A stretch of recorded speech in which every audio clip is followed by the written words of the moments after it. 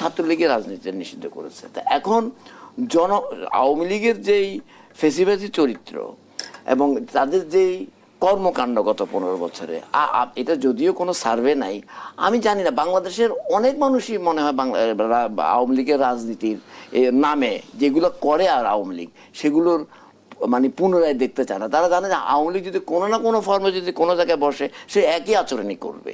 তো কাজেই এটা তো আমার পক্ষে বলা সম্ভব না যে তাদের রাজনীতি তারা করা মানে তাদের কি মানে কি জনগণ তাদেরকে দিবে কি না, মানে সে মানে অ্যাক্সেস দিবে কি দিবে না, সেটা কিন্তু একটা বড় আলোচনা। এখানে কিন্তু রাজনৈতিক দলগুলো শুধু ছাত্রদের কাছ থেকে শোনা যায় যে আওয়ামী লীগের রাজনীতি নিষিদ্ধ করতে হবে, তাদেরকে আর কোনোভাবেই বাংলাদেশের মাটিতে তাদেরকে এবং নিশ্চিহ্ন করে দিতে হবে, তারা এইভাবে কথা বলে। কিন্তু বিএনপি বা জামাত কিন্তু এইভাবে ব্যাপার কথা বলছে না। তারা বিএনপি তো অত্যন্ত সবচেয়ে সর্ববৃহৎ দল, তারা পলিটিক্যাল কথা বলছে। তারাও এই ফেসিবাদের বিচার চায়, গত ফেসিবাদের বিচার চায়, তারাও এই মানে তাদের যে কর্মকাণ্ড সেই বিচার চায়। তা আমি মনে করি এই বিচারগুলো হলেও কিন্তু কয়েক ধাপ এগিয়ে যেত, কিন্তু এই বিচার প্রক্রিয়াটাকে দ্রুত সম্পন্ন করা উচিত। কতগুলি বিচার না হলে কিন্তু এই সরকারের উপর এই দায়টা বর্তাবে। আচ্ছা, দ্বিতীয় কথা হচ্ছে যে আওয়ামী লীগের ফিরে আসা না, সেখানে একটা জিনিস দেখেন, আওয়ামী লীগের কিন্তু একটা ভোট ব্যাংক কিন্তু আছে। আপনি যত কিছুই করেন না কেন বাংলাদেশে এখনো তারা কিন্তু আওয়ামী লীগের একটা ধর্ম মনে করে এই টাইপের, মানে এটা ক্ল্যান এবং একটি ডগমেটিক ইয়ের মতো তাদের, মানে এটা পলিটিক্যাল পার্টির বিহেভিয়ারের মতো না, মনোলিথিক একটা পার্টি। তো কাজে এই ধরনের সিচুয়েশনে আওয়ামী লীগের কিছু সমর্থক কিন্তু রয়ে গেছে, তারা চুপচাপ আছে। তো কাজে তারা যদি কোনো না কোনো ফর্মে রাজনীতি করার সুযোগ পায়, কোনো না কোনোভাবে বাংলাদেশের কোনো না কোনো কর্মকাণ্ডের সঙ্গে আসার সুযোগ পায়, আবার বাংলাদেশে ডিস্টারবেন্স হবে। এখন এইটা সেটেল কিভাবে হবে, রাজনৈতিক দলগুলোকে সিদ্ধান্ত নিতে হবে জনগণকে সাথে নিয়ে। আমি তো মনে করি সেগুলো আলাপ আলোচনার মাধ্যমে একটা জায়গায় যাওয়া যেতে পারে। নিশ্চয়ই। আমি সন্ধান নিচ্ছি একটা ছোট্ট বিরতি, ফিরছি একটু পর। কথা বলছিলাম যেমন সাইদ খান আপনার কাছে সংস্কারটাই সংক্ষিপ্ত হওয়া উচিত ছিল এই সরকারের। সংস্কারটার একটা বিশাল একটা জায়গা, এই জায়গাটি নিয়ে এত বেশি আলোচনা না করাই ভালো। যেমন নির্বাচনের প্রশ্নে যদি আসি, সরকার কিন্তু নির্বাচনের কথা বলছে, সরকারও নির্বাচনের পথে এগোচ্ছে, এরকম আমরা অলরেডি ঘোষণা পেয়েছি।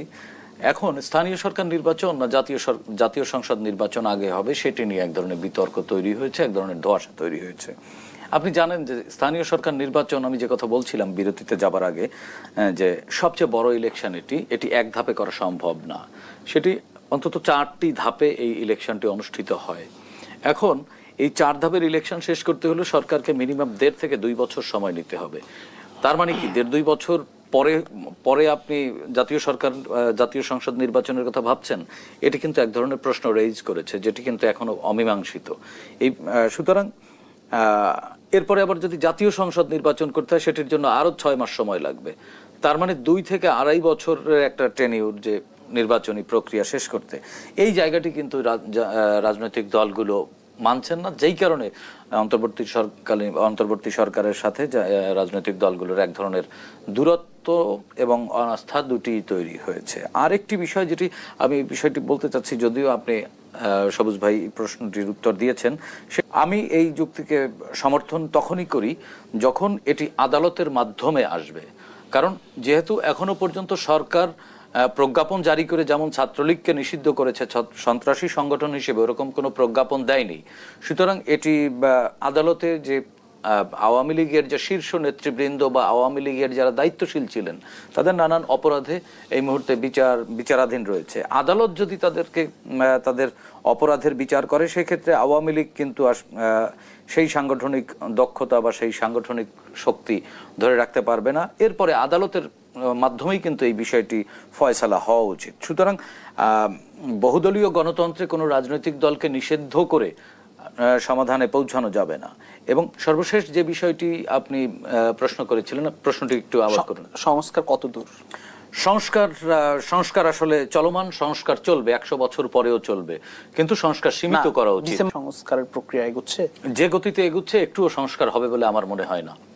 একটুও হবে না? একটুও হবে না। জি, আমি একটু জনাব কামাল উদ্দিন সবুজ আপনার কাছে আসতে চাই। আমি একটু ছাত্রদের নতুন দল আজকে বা 2-1 দিনের মধ্যে তাদের আত্মপ্রকাশ ঘটতে যাচ্ছে। বৈষম্য বিরোধী ছাত্ররা যারা জুলাই আগস্টে নেতৃত্ব দিয়েছিল সে আন্দোলনে বা বিপ্লবে, তারাই একটি নতুন প্ল্যাটফর্ম খুলতে যাচ্ছে। রাজনীতিতে কি প্রভাব ফেলতে পারে? বা কোনো প্রভাব ফেলবে? সরকারে থেকে সরকারের প্যাট্রোনাইজেশন নিয়ে রাজনৈতিক দল গঠন করা উচিত না, সেটা তো যৌক্তিকভাবেই বলেছে। কিন্তু আবার ছাত্ররা যেমন দেখেন, গত 15-16 বছর বিএনপির মতো একটি রাজনৈতিক দল অনেক ক্ষয়ক্ষতির সম্মুখীন হয়েছে। তাদের নেতা কর্মী মারা গেছে, গুম হয়েছে, খুন হয়েছে, জামাতেরও মারা গেছে, অন্যান্য রাজনৈতিক দলেরও মারা গেছে, এবং পেশাজীবীদেরও অনেকে ক্ষয়ক্ষতির সম্মুখীন হয়েছে, আমরা নিজেরাও হয়েছি সাংবাদিক হিসেবে। কাজেই ছাত্ররা যে একটা যেটা সম্ভবত নাগরিক শক্তি হিসেবে আসছে, যেটা যতটুকু নাগরিক কমিটি, সেটা যদি এই যে আশা, এটা আমার মনে হয় না, আমার মনে করি সবাই স্বাগত জানিয়েছে এবং তাকে থাকার দরকারও আছে বলে মনে করি। এই জন্য দরকার আছে যে সরকার, পতিত সরকারের কথা, তারা যেভাবে পতিত সরকারের বিরুদ্ধে অবস্থান নিয়েছে এবং এখনো যেসব কথাবার্তা বলছে, এইগুলোরও কিন্তু অনেক সমর্থক আছে বাংলাদেশে। যা এটা যেহেতু বিএনপি একটা বড় রাজনৈতিক দল, তারা একটা গণতান্ত্রিক দল, তারা একটা ম্যাচিউর রাজনীতি, তারা তো রাজনৈতিক ভাষায় কথা বলবে। কিন্তু আমার কথাটা হচ্ছে সকল স্টেক হোল্ডার, বিএনপি, জামাত, ছাত্র এবং যারা ইসলামিক দলগুলো আছে, বামপন্থী দলগুলি আছে, সবাই আমি মনে করি আপনার তাদের যে নির্বাচনের প্রশ্নে, কারণ ছাত্ররা যে রাজনীতি করছে তারা কিন্তু নির্বাচনকে আপাতত সামনে রেখে, বা তারা হয়তো ভবিষ্যতের অনেক কিছু চিন্তা করছে, আগামীর বাংলাদেশের যে স্বপ্ন দেখছে, তারা কতটুকু করতে পারবে কি পারবে না সেটা এটা এখনো বলার সময় আসেনি। কিন্তু আমি মনে করি যে যেহেতু বিএনপি একটি বড় রাজনৈতিক দল, তাদের দীর্ঘ এসব রাজনৈতিক দলে কি হয়েছে কি অনেক অভিজ্ঞতা সম্পন্ন রাজনীতিবিদরা আছে, তো এরা কিন্তু তরুণ বয়সে, কাজে তাদের অভিজ্ঞতার কিন্তু ঘাটতি আছে। এই যে একটা জায়গা, এই জায়গাটার মধ্যে আমি মনে করি সমন্বয়ের রাজনীতিটা তারা করতে পারে ইচ্ছা করলে। বিএনপিরও একটা আপনার আছে, মানে কি ধরনের সমন্বয়? আমি বলছি যে অভিজ্ঞতা, তাদের অভিজ্ঞতাটা অত নাই। এই যে একটা রাজনীতি, মানে দেশ পরিচালনা করার জন্য আপনি যদি এমপি হন, কালকে আপনি যদি মন্ত্রী হন, তাহলে দেশ পরিচালনা করার ব্যাপারটা আসে, রাজনীতি করতে গেলে অভিজ্ঞতার ব্যাপারটা আসে। এই জায়গার মধ্যে তাদের এক্সচেঞ্জ থাকা উচিত, এটা আমি মনে করি। শুধু বিএনপি না, বিভিন্ন রাজনীতি দলের সঙ্গে তাদের ছাত্রদের রাজনীতি, তাদের হয়তো আদর্শ নিশ্চয়ই ম্যানিফেস্টোতে তাদের থাকবে, সেটা তাদেরটা, কিন্তু এই যে অভিজ্ঞতা এবং এই যে তাদের মানে ভবিষ্যতে যে তাদের যে ভাবনা, রাজনৈতিক ভাবনা, সেটাকে ভালো করার জন্য কিন্তু এই জিনিসগুলি তাদের দরকার আছে। তো কাজেই আমি মনে করি যে তারা যে আওয়ামী লীগকে আসতে দিতে চায় না রাজনীতিতে, বা এইগুলি যদি এই বিএনপি সহ, জামাত সহ এবং ছাত্রদল সহ সবাই রাজনৈতিক দলগুলি যদি রাজনৈতিকভাবে যদি কর্মকাণ্ড পরিচালনা করে, আওয়ামী লীগ কিন্তু অনেকভাবেই কিন্তু মানে আপনার হয়ে যাবে, অনেক একবারে মিনিমাইজ, তারা কিন্তু একদম চলে যাবে মানে রাজনৈতিকভাবে। আর একটা হলো বিচার, যেটা আদালতের মাধ্যমে, যেটা মানে বিচারের প্রক্রিয়া, দুইভাবে যদি তারা করতে পারবে, রাজনৈতিকভাবে এবং মানে মাধ্যমে, বিচারের মাধ্যমে, তাহলে আমার মনে হয় আওয়ামী লীগের রাজনীতি যেটা বলে, আমি যেটা বললাম আগে, যে মানুষ যেটা অপছন্দ করছে, সেখানে তারা খুব বেশি সুবিধা করতে পারবে না। তাহলে আপনি ফেসিবাদী আচরণও হইল না, কোনো ধরনের অগণতান্ত্রিক আচরণও হইল না, আবার যে আওয়ামী লীগের যে বেশিরভাগ মানুষ চায় না, সেই জিনিসটাও আপনার কাছাকাছি যেতে পারলেন। ধন্যবাদ। জনাব সাইদ খান, আপনার কাছে একই রকম প্রশ্ন, যে ছাত্রদের নেতৃত্ব পরিণত করেছিল শেখ হাসিনা সরকার, সেখানে দেখেন আওয়ামী লীগ কিন্তু ছিল না, গত 10 বছরে কিন্তু আওয়ামী লীগ ছিল না। বিরোধী রাজনৈতিক দলকে দমন পীড়ন করে একেবারে শেষ করে দেবার জন্য যা যা করবার সবই করেছে। ইনফ্যাক্ট প্রতিপক্ষকে ধ্বংস করতে গিয়ে কিন্তু নিজেই আমলা নির্ভর হয়ে এবং এই যে আইনশৃঙ্খলা বাহিনী নির্ভর হয়ে তিনি কিন্তু নিজের রাজনৈতিক দল আওয়ামী লীগকেও শেষ করে দিয়েছেন।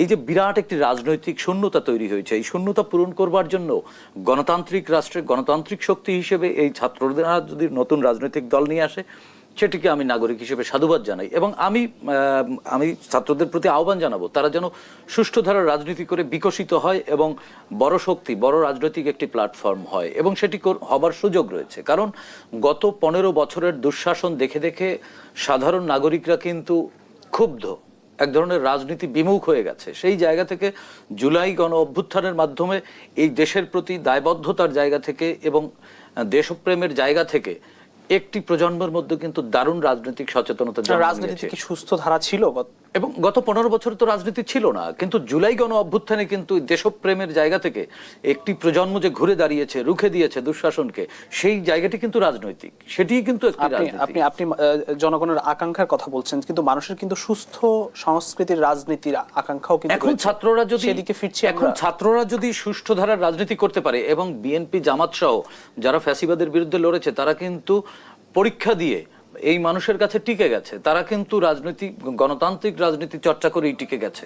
এখন আরেকটি শূন্যতা রয়েছে, যেহেতু আওয়ামী লীগ এই মুহূর্তে রাজনীতির দৃশ্যপট থেকে অনেকটা হারিয়ে গেছে বা পালিয়ে গেছে, সেই শূন্যতা পূরণের জন্য নতুন রাজনৈতিক দল হিসেবে ছাত্রদের কিন্তু ভালো করবার সুযোগ আছে। এবং সবুজ ভাই যেটি বললেন যে সরকারে থেকে যেটি বিভিন্ন রাজনৈতিক দলের পক্ষ থেকে অভিযোগ তোলা হয়েছে, আমি মনে করি যে সরকারের কোনো প্রকার পৃষ্ঠপোষকতা ছাড়াও যদি ছাত্ররা নতুন রাজনৈতিক প্ল্যাটফর্ম গঠন করে, আমি নাগরিক হিসেবে সেটিকে অবশ্যই সমর্থন জানাই এবং গণতান্ত্রিক শক্তি হিসেবে তারা ভালো করবে বলে আমি বিশ্বাস করি। জি।